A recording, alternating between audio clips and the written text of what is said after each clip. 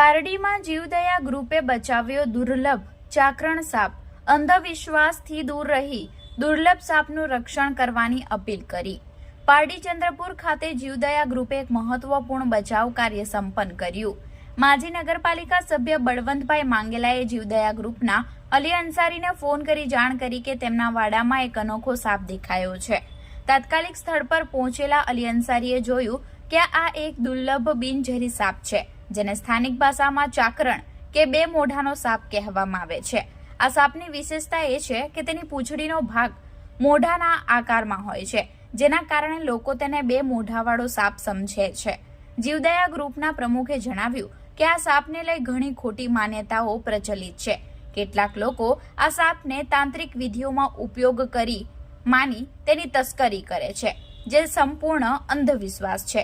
આ અવસરે જીવદયા ગ્રુપે નવા સાપ પકડનાર સભ્યોને સમજણ આપી કે તેઓ કોઈની ખોટી વાતોમાં ન આવે અને આવા દુર્લભ પ્રાણીઓનું રક્ષણ કરે। વૈજ્ઞાનિક દ્રષ્ટિકોણ અપનાવીને અંધવિશ્વાસ સામે લડવાની જરૂર પર ભાર મૂકવામાં આવ્યો હતો। આખરે આ દુર્લભ ચાકરણ સાપને સુરક્ષિત રીતે પકડી ગુપ્ત સ્થળે છોડવામાં આવ્યો હતો અને વન વિભાગને પણ આ બાબતની જાણ કરવામાં આવી હતી। આજરોજ સવારે 8 વાગે ચંદ્રપુર ખાતે રહેતા માજી પાલિકાના સભ્ય બંધુભાઈનો ફોન આવ્યો કે અમારા ગામમાં સાપ દેખાય છે ઘરમાં। મેં આવીને જોયું તો એક આપણી દેશી ભાષામાં અંધરી ચાકણ જેને કહેવામાં આવે છે, અને લોકોને એક અફવા છે કે એને બે મોઢું આવે છે, અને તાંત્રિક વિધિમાં આ સાપને અમુક લોકો ખાસ કરીને યુઝ કરે છે।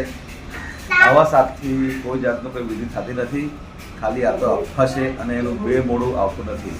એનું ખાલી ફક્ત મોઢું એનું એક જ આવે છે, અને એનો પાછલો ભાગ એટલે કે પૂંછડી તે એનું સેમ એનું મોઢું જેવું દેખાય છે।